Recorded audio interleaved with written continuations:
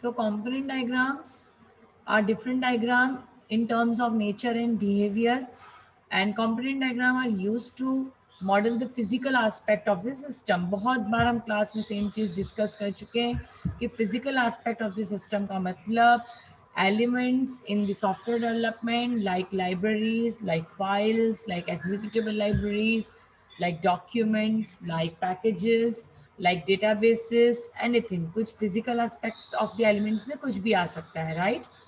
Now, component diagrams are used to visualize the organization and relationship among components in a system.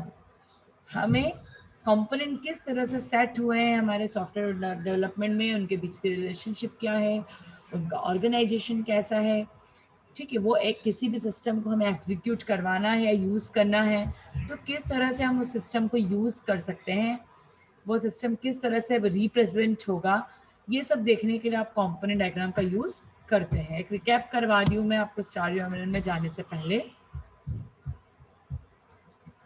Then these are the diagram for component diagram. मतलब ये जो है component को relate करेगा rectangle with the two tabs at the left edge, ठीक है, इस तरह से. और जो कंपोनेंट डायग्राम के बीच की रिलेशनशिप होती है that may be a interface, that may be a dependency, that may be a generalisation, association, realisation, anything, वो कुछ भी हो सकती है, राइट? अब कंपोनेंट डायग्राम की हम समरी देखें कि व्हाट इज कंपोनेंट डायग्राम. तो component diagram consist of components of a system and it also shows the relationship between the component of a system, that how one component is related with the another component, और वो represent करेंगे with the help of relationship. और जो relationship component diagram में use होती है वो दो टाइप की होती है, इंटरफेस और डिपेंडेंसी. जो इंटरफेस होता है उसमें दो टाइप का होता है, एक होता है फुल सर्कल, एक होता है सेमी सर्कल. ये सब क्लास में आपको ऑलरेडी बता चुके हैं. Full circle normal relationship show करता है और सेमी सर्कल का यूज आप वहाँ करेंगे जब आपको किसी कंपोनेंट से इनपुट लेना हो, ठीक है. सेमी सर्कल आप कहाँ पे यूज करेंगे, जब आपको किसी दूसरे कंपोनेंट से इनपुट लेना हो, राइट.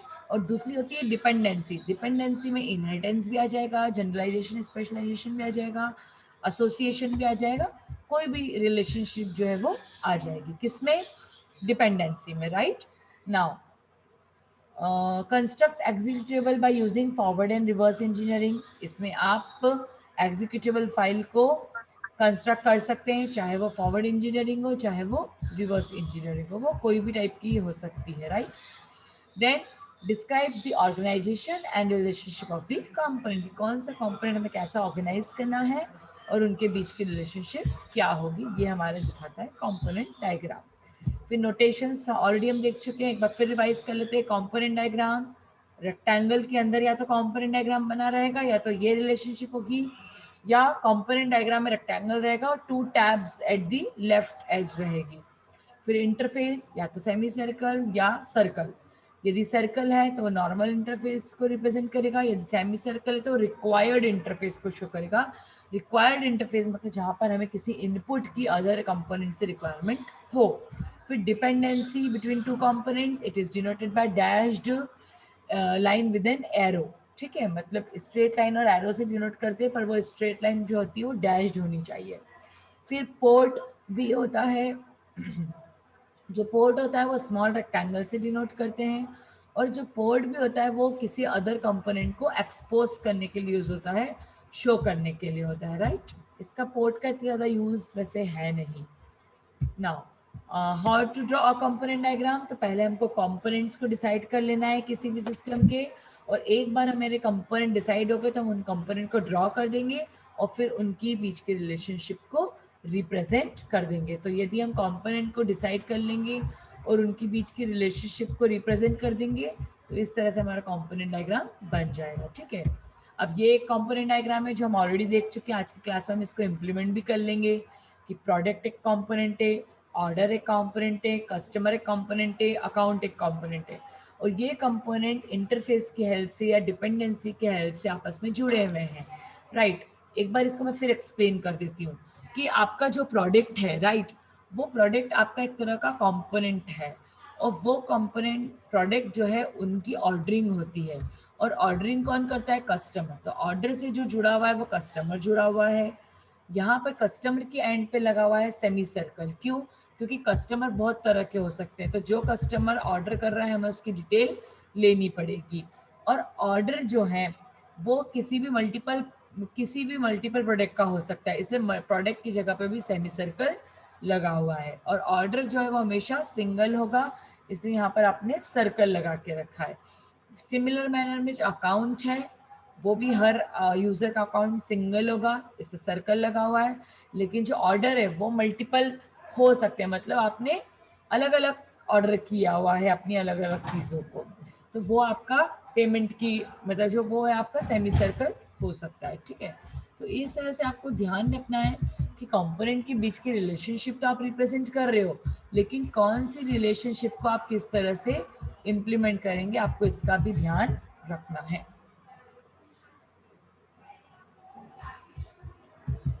राइट, चलिए एक और डायग्राम देख लेते हैं, ताकि जब हम डायग्राम इम्प्लीमेंट करें स्टार यूएमएल में तो आपको दिक्कत ना आए।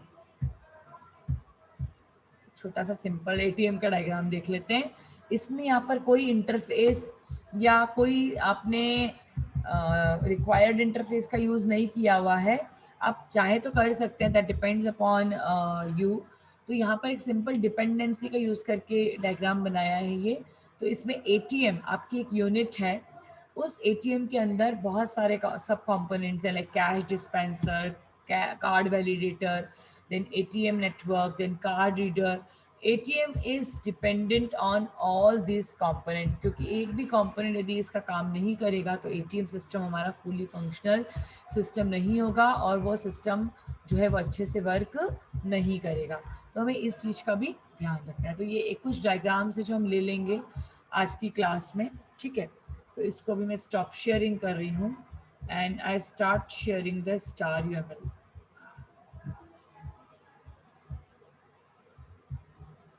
ओके, स्टार यूएमएल की स्क्रीन आपको विजिबल है? Yes ma'am. Yes ma'am. Okay, that's great. Component diagram बनाने से पहले आपको क्लियर तो है ना कि कंपोनेंट डायग्राम होते क्या हैं? Is it very clear to you? चलिए, अब आपको कंपोनेंट डायग्राम को ड्रॉ करना है, तो आप मॉडल में जाएंगे, ऐड डायग्राम में जाएंगे और कंपोनेंट डायग्राम को सिलेक्ट करेंगे। आपको पता है बाय डिफॉल्ट जो डायग्राम होता है वो हमेशा क्लास डायग्राम होता है, इसलिए मॉडल में जाएंगे, ऐड डायग्राम में जाएंगे और कंपोनेंट डायग्राम को सिलेक्ट करेंगे। ठीक है, ये पहली स्टेप है। आपको मॉडल में जाना है, ऐड डायग्राम में जाना है और आपको कंपोनेंट डायग्राम, ये 5th नंबर पे लिखा है, इसको सिलेक्ट करना है। कंपोनेंट डायग्राम को सिलेक्ट करने से जो बीच में आपको वाइट स्क्रीन दिख रही है वो आपको डायग्राम बनाने की स्क्रीन मिल जाएगी। और जो आपको ये जो लेफ्ट बॉटम लेफ्ट में जो आपको ये दिख रहे हैं सारे नोटेशंस, ये आपको कंपोनेंट डायग्राम से रिलेटेड नोटेशंस जो है वो मिल जाएंगे। राइट, अब आपको पर्टिकुलर कोई भी चीज़ स्टार्ट करना है तो आप सबसे पहले यहाँ पर क्या कर सकते हो, सबसे पहले आप कंपोनेंट डायग्राम ले लें। ठीक है, कंपोनेंट डायग्राम में आपने लिख दिया कोई भी सिस्टम है, सपोज किसी ऑर्डरिंग सिस्टम का बना रहे हैं। राइट, तो आप यहाँ पर लिख सकते हो ऑर्डरिंग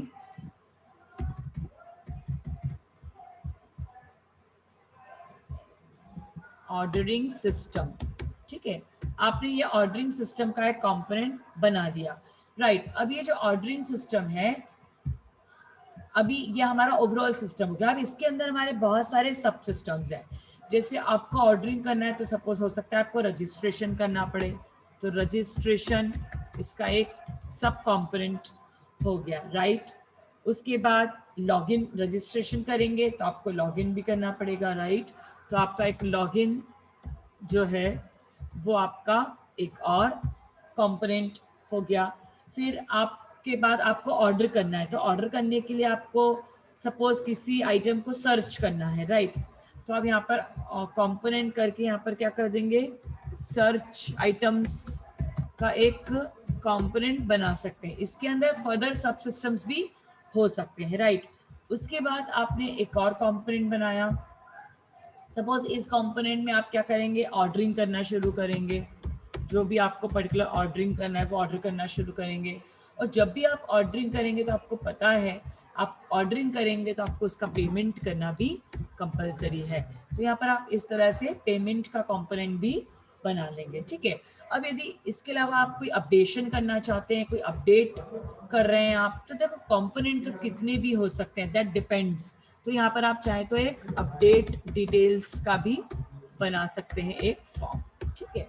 तो इस तरह से आपके मतलब देखो, आपको जो फर्स्ट स्टेप मैंने बताई कि आपको किसी भी सिस्टम का बनाना है, यदि डायग्राम, कंपोनेंट डायग्राम, तो सबसे पहले आपको उस सिस्टम के कंपोनेंट को डिसाइड करना पड़ेगा कि वो सिस्टम के कंपोनेंट कौन कौन से हैं। क्योंकि आपके पास यदि कंपोनेंट आपके पास पता नहीं है आपको, तो आप बता नहीं पाएंगे, राइट। तो अब आपने एक बार कंपोनेंट डिसाइड कर लिया, अब आपके पास बहुत सिंपल सा काम बचता है कि इनके बीच की रिलेशनशिप आपको रिप्रेजेंट करनी है। तो ऑर्डरिंग सिस्टम है, ऑर्डरिंग सिस्टम जो है, इसमें जो डिपेंडेंसी है वो क्या हो जाएगी, ऑर्डरिंग से लेके रजिस्ट्रेशन तक की आपको, कि जो भी सिस्टम में आपको ऑर्डरिंग सिस्टम है, तो ऑर्डरिंग सिस्टम में आपको सबसे पहले रजिस्ट्रेशन करना जो है वो कंपलसरी है। आपने रजिस्ट्रेशन कर लिया, अगेन डिपेंडेंसी लेंगे आप, और आप उसको ऑर्डरिंग सिस्टम में आप क्या करोगे, लॉग इन करोगे, राइट। उसके बाद आपको किसी भी आइटम को सर्च करना है ऑर्डरिंग सिस्टम में, तो ordering system will also depend upon the search item, right. अब आपने एक बार आइटम को सर्च कर लिया, और हो सकता है आपने उसको सिलेक्ट कर लिया। अब जैसे यहाँ पर कार्ट मैंने बनाया नहीं है, लेकिन ऐसा नहीं सोचो कि आप यहाँ कार्ट बनेगा ही नहीं, आप चाहो तो यहाँ पर शिपिंग कार्ट भी बना सकते हो, right.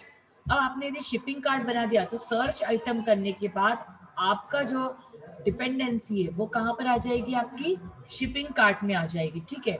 Ordering system direct shipping cart से कनेक्ट आप चाहो तो वहां से भी कर सकते हो, कि ऑलरेडी आपने यदि कार्ट में कर रखा है तो आपको फिर से आइटम को सर्च करने की जरूरत नहीं है।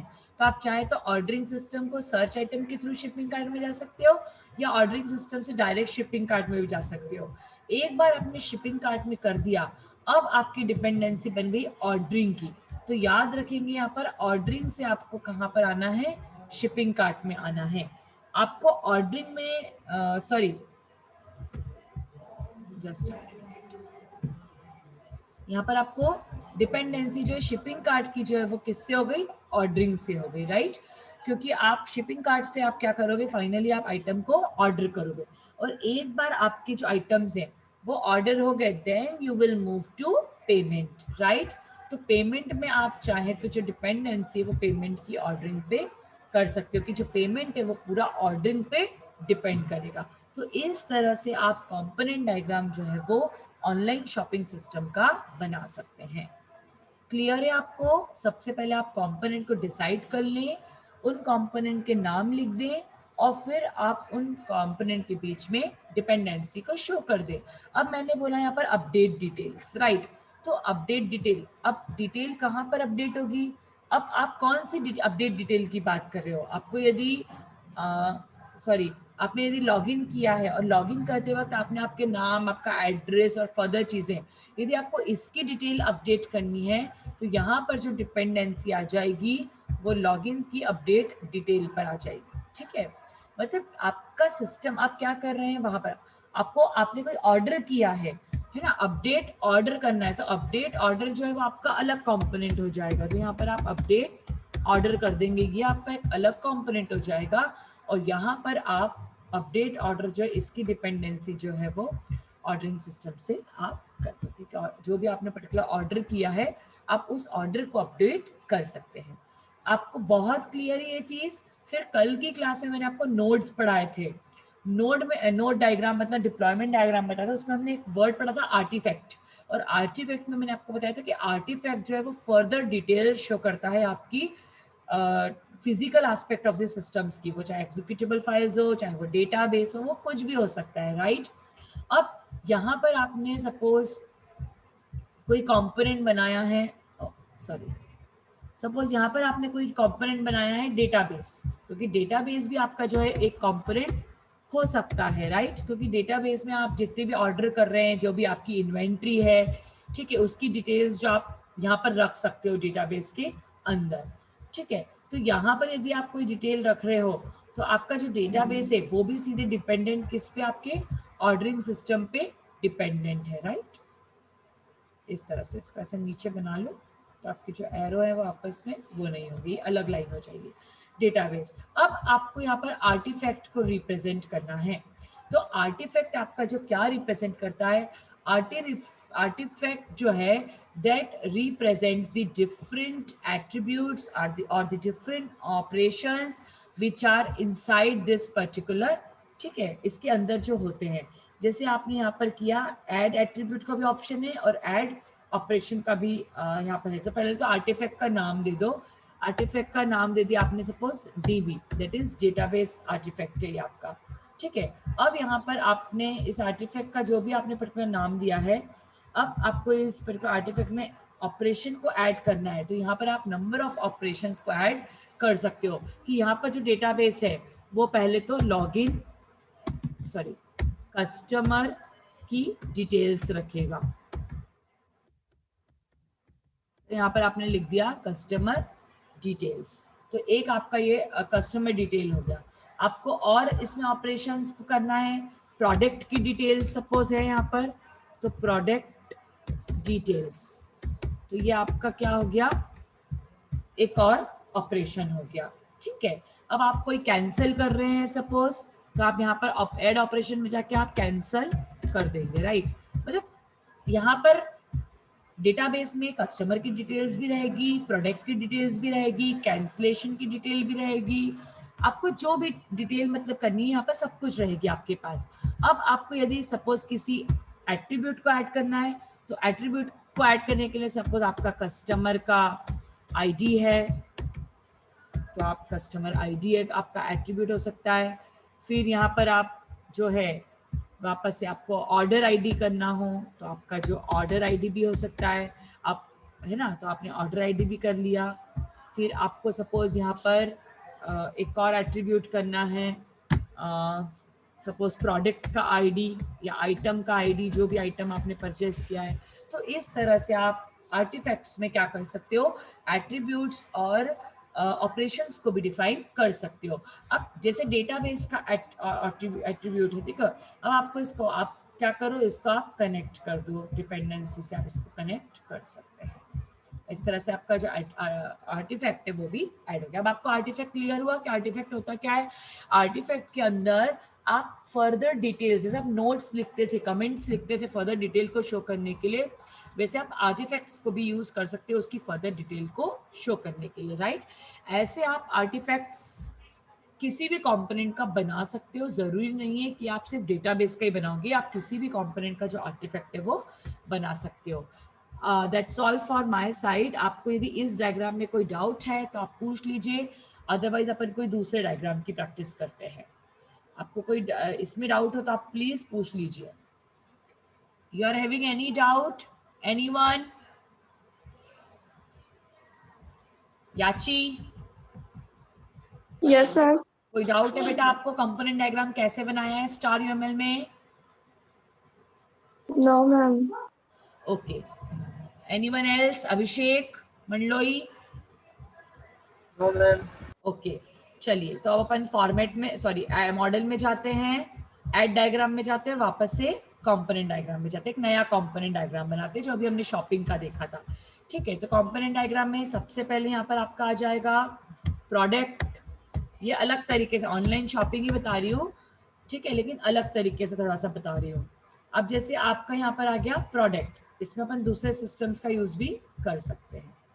तो आपका जो है प्रोडक्ट, ओके, ये आपका प्रोडक्ट हो गया। अब आपने यहाँ पर बनाया था एक कस्टमर, तो आप कस्टमर भी बना सकते हैं। अभी जो मैंने इसके पहले डायग्राम बनाया था वो और ये वाला डायग्राम आप कंबाइन करके नया डायग्राम भी बना सकते हो, मतलब एक सिंगल डायग्राम भी बना सकते हो क्योंकि दोनों सेम ही है, ठीक है। प्रोडक्ट क्या करेगा, सॉरी कस्टमर क्या करेगा, customer will order and customer will also do payment, right. तो आप पेमेंट का भी चाहे तो बना सकते हो या तो फिर आप सीधे अकाउंट बना सकते हो जो आपका मैनेज कर लेगा, ठीक है। अब आपने देखा था कि जो कस्टमर है और जो ऑर्डर है उसके बीच की रिलेशनशिप क्या हो सकती है कि मल्टीपल कस्टमर कैन ऑर्डर। तो यहाँ पर देखो डबल क्लिक करके यहाँ पर आपको क्या करना है, रिक्वायरमेंट लेनी है। तो यहाँ पर रिक्वायर्ड इंटरफेस, देखो ऐड रिक्वायर्ड इंटरफेस क्लियरली लिखा है, तो आप यहाँ पर सेमी सर्कल लोगे, ऐड रिक्वायर्ड इंटरफेस, और इसको यहाँ पर आप इस तरह से सेट कर सकते हो। अब जो ऑर्डर है आपका, जो ऑर्डर है वो सिंगल होगा, तो इसको डबल क्लिक करके आप इंटरफेस ले लोगे, प्रोवाइडेड इंटरफेस, और यहाँ पर इसको इस तरह से पेस्ट कर दोगे। देखो अब मैंने जो आपको डायग्राम बताया था उसमें आप समझ सकते हो कि मैंने इसको किस तरह से किया है। कस्टमर की आपको रिक्वायरमेंट लेनी पड़ती है कि कौन कस्टमर है, उसका आईडी क्या है, उसका एड्रेस क्या है, क्योंकि आपको शिपिंग भी करना रहेगा बाद में ऑर्डर को। और ऑर्डर जो है वो सिंपल आपका ऑर्डर रहेगा, उसमें सारी डिटेल रहेगी, इसलिए वो उसका आप उसमें फुल सर्कल का यूज करोगे। क्लियर है आपको बात में? सिमिलर मैनर में जो प्रोडक्ट है उसकी डिटेल आपको लेनी पड़ेगी कि प्रोडक्ट का आईडी क्या है, प्रोडक्ट की वांट्स क्या है, व्हाटएवर। लेकिन आपको ऑर्डर में ऐसा कुछ नहीं करना है, तो ऑर्डर में आप सिंपल इंटरफेस का यूज कर सकते हो, और यहाँ से इंटरफेस इस तरह से आप बना सकते हो। आया समझ में कि आप इंटरफेस का और सेमी सर्कल का, मतलब इंटरफेस, सेमी सर्कल और सर्कल दोनों का यूज किस तरह से करेंगे स्टार यूएमएल में। जो लास्ट वाला मैंने आपको डायग्राम बताया था उसमें सिर्फ आपको डिपेंडेंसी बताई थी, उसमें सिंपल आपको डिपेंडेंसी बताई थी, लेकिन यहाँ पर मैं आपको दोनों चीजें बता रही हूँ, ठीक है। अब सिमिलर मैनर में अकाउंट है, तो अकाउंट भी हर चीज मेंटेन करके रखेगा, तो यहाँ पर आपको इंटरफेस लगाना पड़ेगा, राइट। तो आपने अकाउंट्स में क्या कर दिया, इंटरफेस लगा दिया। अब ऑर्डर जो है, ऑर्डर में आपने क्या लगा दिया, अकाउंट्स के केस में तो मल्टीपल ऑर्डर का अकाउंट आपको मैनेज करना है, तो यहाँ पे आपने क्या लगा दिया, मल्टीपल, मतलब आपको ऑर्डर की रिक्वायरमेंट की कौन से ऑर्डर का कितना पेमेंट है, तो आपको रिक्वायरमेंट की जरूरत पड़ेगी, इनपुट की जरूरत पड़ेगी, तो आपने यहाँ पर क्या यूज कर लिया, सेमी सर्कल यूज कर लिया। अब अकाउंट जो है टोटली ऑर्डर पे डिपेंडेंट है, अभी आपने देखा था लास्ट डायग्राम में कि जो ऑर्डर पे डिपेंडेंट है, तो आप चाहे तो यहाँ पर डिपेंडेंसी जो रिलेशनशिप है वो भी यहाँ पर लगा सकते हैं, ठीक है, किसके बीच में, अकाउंट और इसके बीच में, ठीक है। तो आप दोनों तरह की जो रिलेशनशिप है वो यहाँ पर लगा सकते हैं। इसको थोड़ा सा एडजस्ट कर लेंगे ताकि आपका डायग्राम जो है वो अच्छा दिखे, राइट।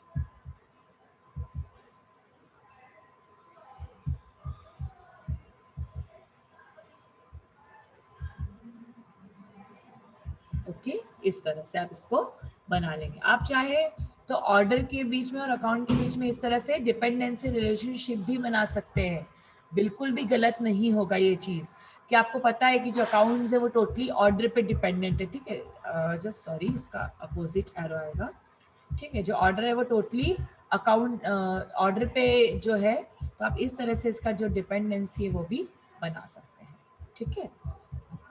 क्लियर है आपको ये चीज? तो इस तरह से जो आपको डायग्राम है वो बनाना है। Anybody having any doubt? आपको कोई डाउट हो तो आप प्लीज पूछ लीजिए। इस तरह से सिंपल आप कंपोनेंट डायग्राम किसी भी सिस्टम के लिए बना सकते हो। हमने एटीएम सिस्टम का भी पढ़ा है क्लास में, हमने बहुत सारे हॉस्पिटल मैनेजमेंट का पढ़ा है, रेलवे रिजर्वेशन का पढ़ा है। आप जो पर्टिकुलर डायग्राम बनाना चाहो आप सब कुछ बना सकते हो। आपको कोई डाउट है तो आप प्लीज़ पूछ लीजिए। इस तरह से आपको कंपोनेंट डायग्राम बनाना है। जो डिप्लॉयमेंट डायग्राम है वो आपको नेक्स्ट फ्राइडे में नेक्स्ट लैब में बताऊंगी। अभी बहुत ज़्यादा इकट्ठा नहीं पढ़ाना है आपको, एक साथ आराम आराम से पढ़ेंगे। तो आपको आज की क्लास में सिर्फ आपको कंपोनेंट डायग्राम का बताया है। आपको कंपोनेंट डायग्राम में यदि कोई डाउट है तो आप प्लीज पूछ लीजिए। नो डाउट्स, सब बना लेंगे आसानी से कंपोनेंट डायग्राम, ठीक है। चलिए इसको सेव कर देते हैं और एक और कंपोनेंट डायग्राम ले लेते हैं, आपको डाउट्स नहीं है इसलिए। ओके, तो अब यहाँ पर अगेन हम कोई एटीएम सिस्टम का बनाते हैं। तो हमने एटीएम एक सिस्टम ले लिया, राइट। अब इस एटीएम के फर्दर सिस्टम्स हैं, जैसे यहाँ पर हमने दे दिया कैश डिस्पेंसर, जहाँ से हमारा कैश निकलता है, राइट। उसके बाद हम यहाँ पर एक और कंपोनेंट ले लेते हैं जहाँ से हम बोलेंगे कार्ड वैलिडेटर, जहाँ पर हम जो भी कार्ड इंसर्ट करेंगे वो हमारा कार्ड जो है वो वैलिडेट होगा, whether that card is right और रॉन्ग। उसके बाद यहाँ पर हम एक और कंपोनेंट ले लेते हैं जिसको हमने नाम दिया कार्ड रीडर, ठीक है। फिर एक हम डेटाबेस भी ले लेते हैं, या हम एक बैंक सिस्टम ले लेते हैं। यहाँ पर सपोज हमने बैंक सिस्टम ले लिया, क्योंकि हमारा एटीएम कहीं ना कहीं बैंक सिस्टम से भी जुड़ा हुआ होता है। और बैंक सिस्टम के अंदर जो है हम ले लेते हैं एक और कंपोनेंट, जिसको हम नाम दे देंगे डेटाबेस, क्योंकि डेटाबेस से हमारा फर्दर चेक होगा। ठीक है, हमने एटीएम ले लिया, आपने यहाँ पर बैंक सिस्टम ले लिया, और आपने यहाँ पर डेटाबेस ले लिया, राइट। इसके अलावा आपको कुछ याद आ रहा है तो आप वो भी लिख सकते हो। अब आपका जो एटीएम है, एटीएम जो है वो किस पे डिपेंडेंट है? कार्ड डिस्पेंसर पे डिपेंडेंट है। Then ATM is also depend upon card validator. Then card validator जो है वो किस पे डिपेंड, सॉरी, आपका जो बैंक सिस्टम है that is also depend upon opposite arrow लगाएंगे। ठीक है, कंट्रोल जेड कर दीजिए इसको, ये गलत हो गया है। जो आपका बैंक सिस्टम है, जो आपका एटीएम है, ठीक है, वो बैंक सिस्टम पे भी डिपेंडेंट रहेगा, राइट। चलिए, उसके बाद जो डेटाबेस है वो भी किस पे डिपेंड रहेगा? Bank system. इस तरह से आप इसको बना लेंगे। देन कार्ड रीडर है, ये भी सीधे आपका एटीएम सिस्टम से कनेक्टेड रहेगा, राइट, कार्ड रीडर। तो इस तरह से आपको बनाना है। अब आपका जो कार्ड वैलिडेटर है, सपोज वो डेटाबेस से वैलिडेट करेगा। ठीक है, जो आपका जो कार्ड रीडर है सपोज वो डेटाबेस से वैलिडेट करेगा, तो यहाँ पर आप इसको डेटाबेस से वैलिडेट करवा दें। ठीक है, इस तरह से आप किसी भी सिस्टम का जो डायग्राम है वो बना सकते हैं with the help of by making the different components of that particular system and by the relationship that is between those component। इस तरह से आप किसी भी सिस्टम का component डायग्राम बना सकते हैं। Any doubt? किसी को कोई डाउट इसमें?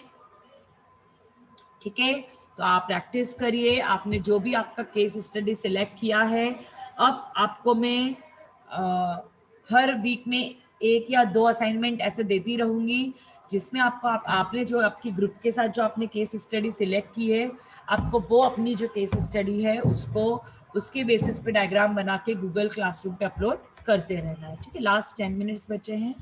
Let me stop share.